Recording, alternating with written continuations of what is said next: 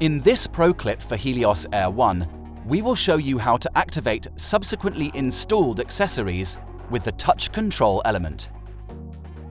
This video applies for the following accessory components installed after commissioning of the unit: electrical preheater, after heating type warm water or electric, cooler type cold water or DX, recirculation damper.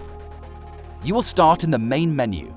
Admin access rights are required to activate the accessory components. Select the Commissioning Assistant menu. Admin access rights are required to access the Commissioning Assistant menu. Enter the access code. This can be found in the Installation and Operating Instructions Manual for the ventilation unit. The accessory components are then activated in the Commissioning Assistant. The Commissioning Assistant will now start with the selection of unit configuration. Please do not make any changes. The next step is to select the appropriate menu item to activate the desired accessory components.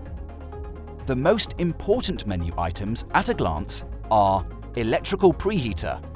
Select Yes to activate the internal and external unit preheater.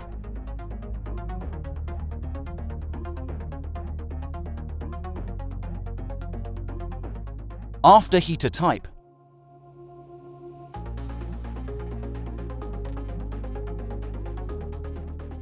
Select the installed post-heating element and confirm by pressing OK. Cooler type. Select the installed cooling element. When selecting DX, you also define whether it is a single or two-stage cooling system.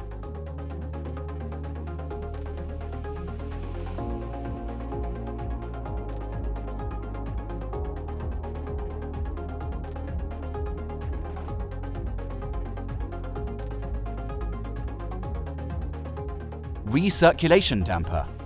Select Yes to activate the recirculation damper.